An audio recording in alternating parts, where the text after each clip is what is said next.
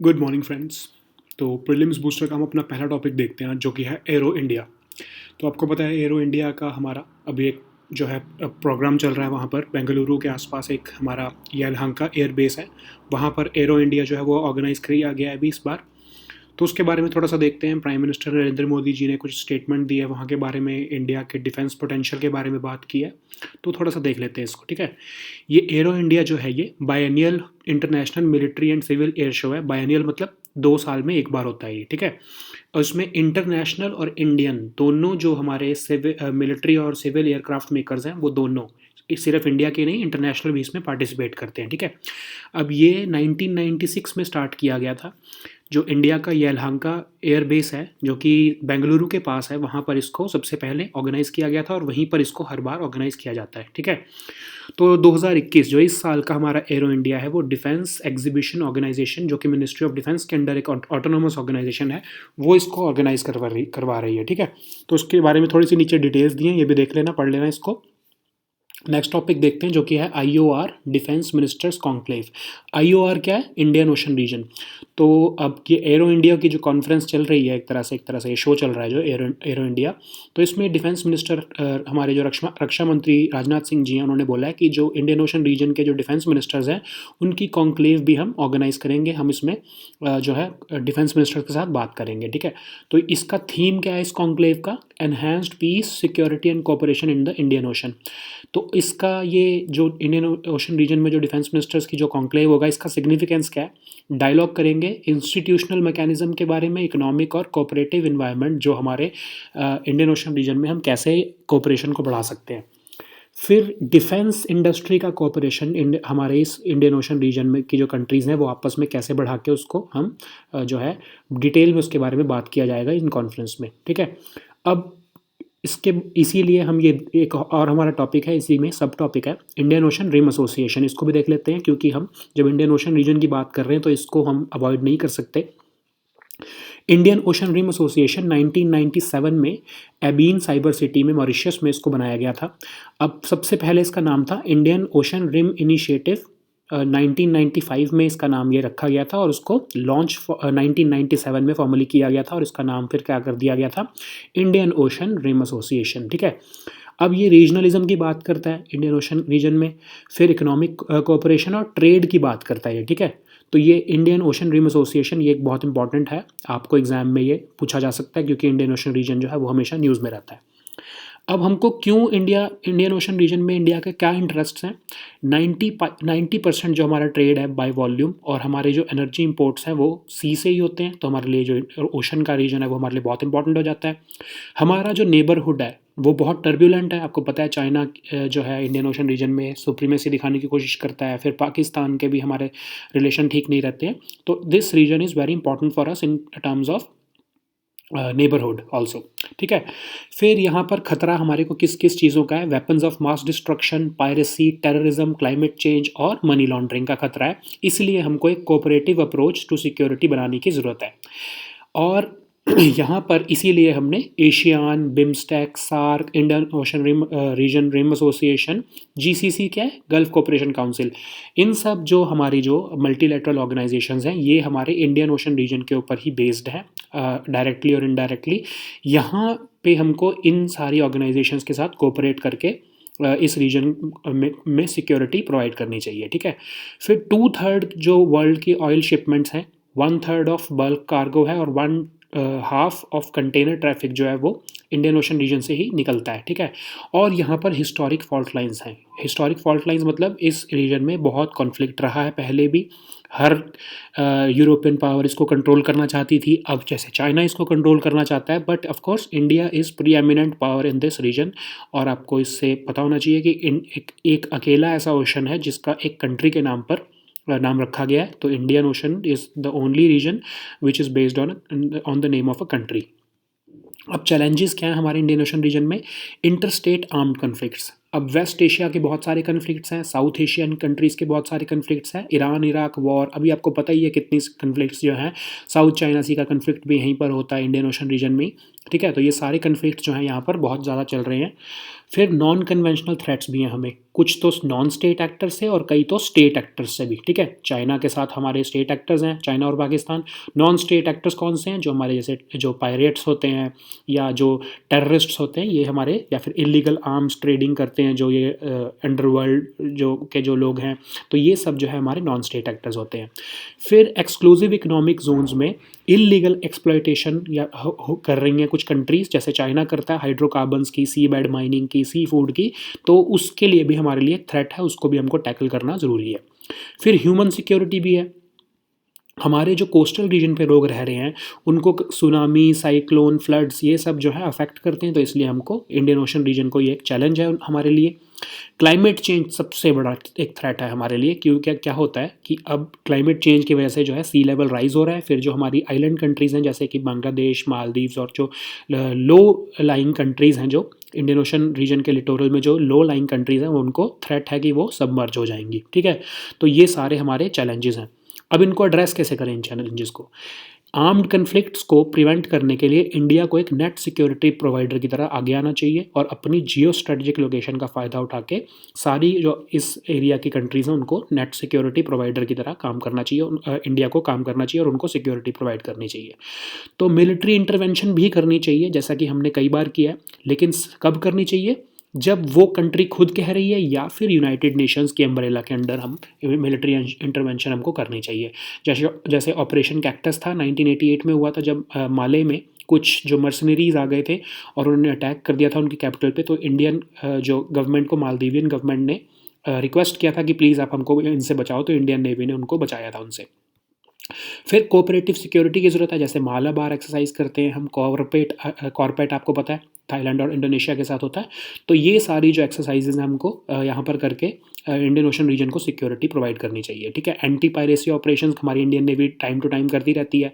फिर टेररिज्म के थ्रेट को डील करने के लिए कोस्टल सिक्योरिटी जो है उसको स्ट्रेंथन करना बहुत ज़रूरी है। उसके लिए क्या किया है अभी नेवी ने? सागर प्रहार बल बनाया है, जो कि एक हमारी कोस्टल सिक्योरिटी को देखेगी, ठीक है। फिर जो हमारा एक्सक्लूसिव इकोनॉमिक जोन है उसकी सर्वेलेंस को देखना चाहिए, ताकि कोई इलीगल पोचिंग तो नहीं कर रहा, कहीं कोई इलीगल जो है हाइड्रोकार्बन्स की एक्सट्रैक्शंस तो नहीं कर रहा, उसके लिए सर्वेलेंस हमको करना ज़रूरी है। फिर ट्रेनिंग करवानी ज़रूरी है, जो हमारे फ्रेंडली नेशंस हैं उनकी नेवीज़ की भी ट्रेनिंग करानी हमको ज़रूरी है। और डायलॉग जितने भी इसमें, जैसे इंडियन ओशन रिम एसोसिएशन, फिर इंडियन ओशन नेवल सिंपोजियम, फिर एक मिलान होता है जो बाइनियल गैदरिंग है पोर्ट ब्लेयर में। पोर्ट ब्लेयर कहाँ पर है? मॉरिशस की कैपिटल है। तो ये सारे जो डायलॉग्स हैं इसमें भी हमको पार्टिसिपेट करना ज़रूरी है। नेक्स्ट टॉपिक हमारा है सिटीजनशिप अमेंडमेंट एक्ट 2019। अब ये सिटीजनशिप अमेंडमेंट एक्ट दिसंबर में पास हुआ था, दिसंबर 2019 में, लेकिन उसके रूल्स अभी तक फ्रेम नहीं हुए हैं। तो जो होम मिनिस्ट्री है उन्होंने पार्लियामेंट को बताया, एक तरह से लोकसभा को बताया है कि they want some time to frame the rules, और वो कह रहे हैं कि कोविड की वजह से जो है वो उसके हम रूल्स को फ्रेम नहीं कर पाए, तो इसलिए हमको थोड़ा सा टाइम चाहिए। तो अप्रैल 9 तक का टाइम मांगा है लोकसभा से कि हमको तब तक इसके लिए रूल्स बनाने के लिए हमको टाइम मिलना चाहिए, ठीक है। तो सिटीजनशिप अमेंडमेंट एक्ट देखते हैं। अब ये सिटीजनशिप एक्ट जो हमारा 1955 का था, उसको अमेंड कर रहा है ये एक्ट, और ये अनडॉक्यूमेंटेड नॉन मुस्लिम कम्युनिटीज़ जो हैं, कौन कौन सी हैं? हिंदू, मुस्लिम, सिख, हिंदू, सिख, पारसीज़, फिर जैन्स और क्रिश्चियंस और बुद्धिस्ट, ये 6 कम्युनिटीज़ जो हैं इनको सिटीजनशिप देने की बात कर रहा है, जो दिसंबर कौन कौन सी कंट्रीज़ में से? बांग्लादेश, पाकिस्तान और अफ़गानिस्तान में से, जो लोग दिसंबर 31 2014 से पहले इंडिया में आ चुके हैं, ठीक है। तो सिटीजनशिप हमारी वैसे जनरली जो सिटीजनशिप एक्ट में 1955 में कैसे मिलती है? नेचुरलाइजेशन से, या तो आपको बर्थ मिलेगी, या तो अगर आप बाय बर्थ यहाँ के हो, और अगर नेचुरलाइजेशन से लेनी है, मतलब यहाँ पर रहकर आपको सिटीजनशिप लेनी है, तो कैसे मिलती है कि या तो आप जो है 2 कंडीशन सेटिस्फाई करनी पड़ती हैं कि 12 महीने जब आपने एप्लीकेशन दी है सिटीजनशिप की, तो उससे 12 महीने पहले तक आप जो है इंडिया में रहे होने चाहिए, ठीक है। मतलब कि 12 महीने लगातार आप इंडिया में रह रहे थे, और 12 महीने के अलावा एक और कंडीशन क्या है कि पिछले जो 11 से 14 साल जो हैं, जो इससे 12 महीने से जो पिछले जो आप पिछले 12 महीने में तो रह ही रहे थे, लेकिन जो पिछले 14 साल हैं उस 12 महीने से, मतलब समझ लो, अगर आप एग्जांपल लें कि जनवरी 1 2021 को मैंने एप्लीकेशन दी, मैं एक नेचुरलाइजेशन से सिटीजनशिप चाहता हूँ, तो मुझे जनवरी 1 2020 से लेके जनवरी 1 2021 तक तो रहना ही है, मतलब ये कंडीशन तो सेटिस्फाई पूरी करनी है। और उससे पहले मतलब जनवरी 1 2020 से पिछले जो 14 साल थे उनमें टोटल मिलाकर मैं 11 साल भी इंडिया में रहा हूँ, तभी मैं अप्लाई कर सकता हूँ नेचुरलाइजेशन के लिए, सिटीजनशिप जो है गेन करने के लिए, ठीक है। लेकिन इस बिल में इन जो अनडॉक्यूमेंटेड जो है हमारे जो माइग्रेंट्स थे उनके लिए एक रिलैक्सेशन दिया गया कि जो 11 ईयर की जो आपकी जो कंडीशन है उसको आप ना पूरा करो, कोई बात नहीं, आप सिर्फ 5 साल भी अगर रहे हो उस 14 साल वाले जो पीरियड में, तो भी हम आपको सिटीजनशिप दे देंगे, ठीक है। अब ये एक्ट जो ट्राइबल एरियाज़ हैं असम, मेघालय, मिजोरम और त्रिपुरा के, जो कि 6th शेड्यूल में आते हैं, उन पे अप्लाई नहीं होता, ठीक है। फिर अरुणाचल प्रदेश, मिजोरम और नागालैंड, क्योंकि यहाँ पर इनर लाइन परमिट लगता है, तो यहाँ पर भी ये एक्ट जो है ये लागू नहीं होता है, ठीक है। अब ये जो हमारी कम्युनिटीज़ हैं, 6 नॉन मुस्लिम कम्युनिटीज़ हैं, जो जैसे हिंदूज़, जो सिख हैं, बुद्धिस्ट हैं, फिर पारसीज़ हैं, जैन हैं और जो क्रिश्चियंस हैं, ये 6 कम्युनिटीज़ जो हैं इनको इलीगल माइग्रेंट नहीं माना जाएगा। अगर वो इलीगल पहले जैसे भी वो तरीके से इंडिया में आए हैं, उनको पासपोर्ट एक्ट 1920 और फॉरेनर्स एक्ट 1946 के तहत उनको इलीगल नहीं माना जाएगा, ठीक है। और उनको इन एक्ट्स के अंदर जो पेनल्टीज़ लगती हैं, वैसे अदरवाइज जो उनको पेनल्टीज़ लगनी है इस एक्ट में, पासपोर्ट एक्ट और फॉरेनर्स एक्ट पे, उससे भी उनको प्रोटेक्ट करने के लिए ये अमेंडमेंट किया गया है, ठीक है।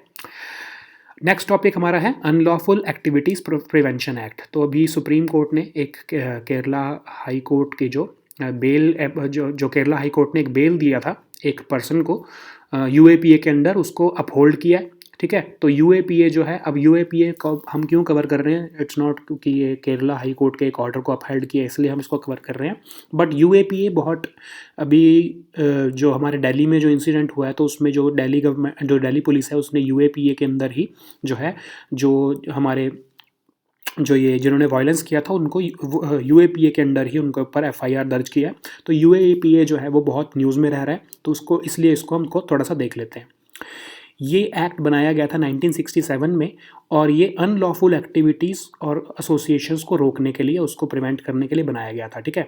ऐसी कोई भी एक्टिविटी जो कि इंटेग्रिटी और सोवरेनिटी ऑफ इंडिया को थ्रेटन करेगी, उसको प्रिवेंट करने के लिए ये एक्ट बनाया गया है। ये ऐसी किसी भी एसोसिएशन को जो कि अनलॉफुल है या फिर अनलॉफुल हो सकती है, उसको प्रिवेंट करता है ये एक्ट, ठीक है। फिर ये जो है, पहले पोटा होता था, आपको पता है 2004 से पहले प्रिवेंशन ऑफ टेररिस्ट एक्टिविटीज़ जो है उसके लिए एक एक्ट बनाया गया था पोटा, लेकिन वो 2004 में उसको ख़त्म कर दिया गया। तो फिर हमको टेररिज्म से लड़ने के लिए कोई एक्ट था ही नहीं हमारे पास, तो इसलिए जो टेररिज्म से लड़ने के लिए भी जो सारी रिस्पॉन्सिबिलिटी है वो यूएपीए के ऊपर ही डाल दी गई, ठीक है। फिर जो है पोटा की तरह इसी एक्ट में ही डेफिनेशन दी गई कि टेररिस्ट एक्ट होता क्या है, ठीक है, टेररिस्ट ऑर्गेनाइजेशन होती क्या है, ये एक्ट को भी यूएपीए ही डिफाइन करता है, ठीक है। फिर जो प्रॉपर्टी है उसको भी सीज करने की बात करता है, अगर टेररिस्ट जो है टेररिज्म से कोई प्रोसीड से जो प्रॉपर्टी खरीदी गई है उसके भी फॉरफीचर की बात करता है ये एक्ट, ठीक है। अब याद रखो, ये अकेला ऐसा यूनियन लेजिस्लेशन है हमारी अभी तक जो कि टेररिज्म से डील करने के लिए अभी हमारे यूनियन गवर्नमेंट जो है वो यूज़ करती है। सिर्फ यही एक एक्ट है और कोई एक्ट ही नहीं है हमारे पास अभी तक, ठीक है। अभी रिसेंटली 2019 में ही जो है एक अमेंडमेंट की गई है, इसमें कुछ अमेंडमेंट्स की गई हैं, तो वो देख लेते हैं थोड़ी सी।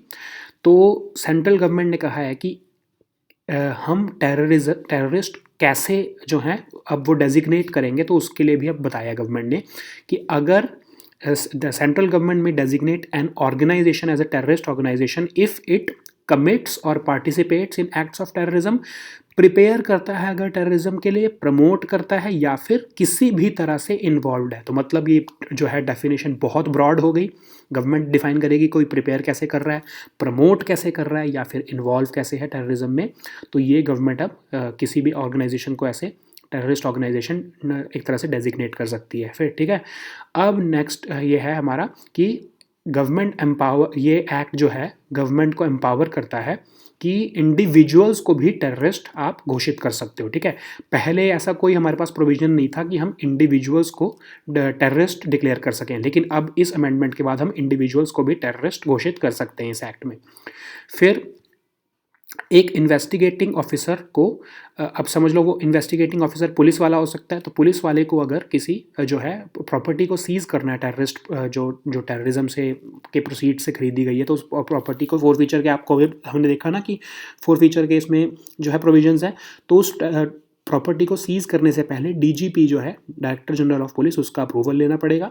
और अगर एनआईए का कोई ऑफिसर इन्वेस्टिगेट करके उसको फॉरफीट करना चाह रहा है उस प्रॉपर्टी को, तो उसको डायरेक्टर जनरल ऑफ एनआईए का अप्रूवल लेना पड़ेगा, ठीक है। अगर इन्वेस्टिगेशन करनी है किसी यूएपीए के अंदर तो जो है अगर पुलिस इन्वेस्टिगेट कर रही है, जैसे दिल्ली पुलिस इन्वेस्टिगेट कर रही है, तो कौन कर सकता है मिनिमम? जिसका rank minimum deputy superintendent of police का है, मतलब डीएसपी लेवल का या फिर एसीपी लेवल का जो पर्सन है वो, या फिर उससे ऊपर का पर्सन ही जो है वो यूएपीए की इन्वेस्टिगेशन के अंदर इन्वेस्टिगेशन कर सकता है, ठीक है।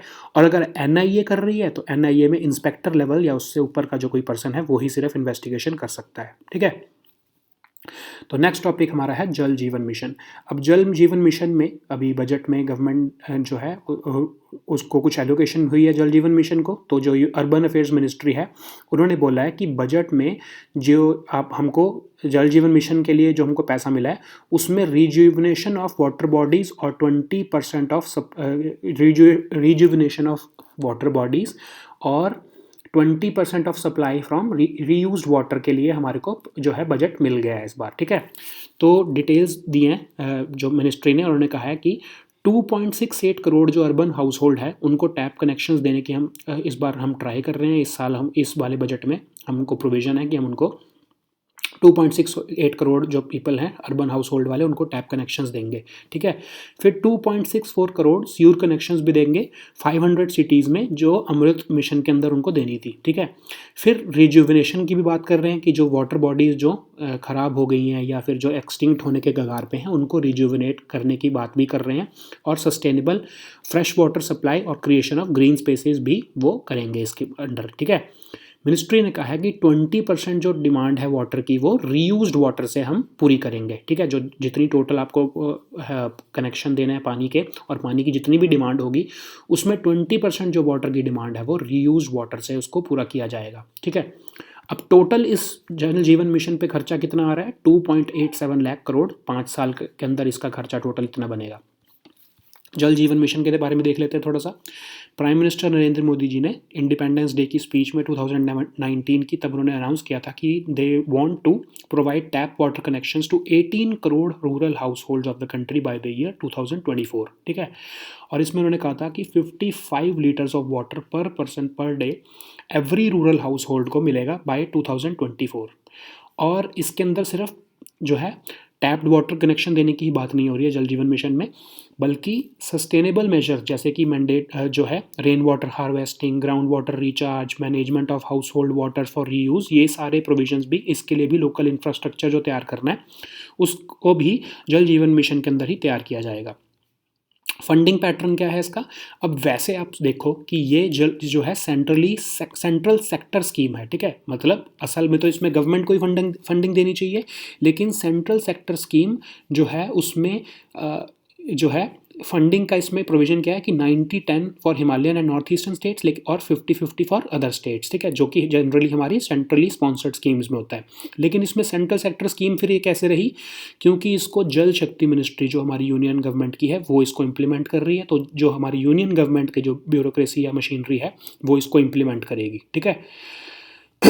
इसको इम्प्लीमेंटेशन के लिए नेशनल जल जीवन मिशन सेंट्रल लेवल पर, state water and sanitation mission state level पर और डिस्ट्रिक्ट लेवल पर भी जो है, और देखो ध्यान से तो विलेज लेवल तक पर भी कमेटीज़ को बनाया गया ताकि इसकी इम्प्लीमेंटेशन जो है वो हर लेवल पर इसको हम इम्प्लीमेंट कर सकें, हर लेवल पर हम इम्प्लीमेंटेशन को जो है देख सकें, ठीक है। तो ये हमारे आज के टॉपिक्स थे, इसके ऊपर आप MCQs कर लेना। We'll meet next time with new topics. Until then, goodbye and take care.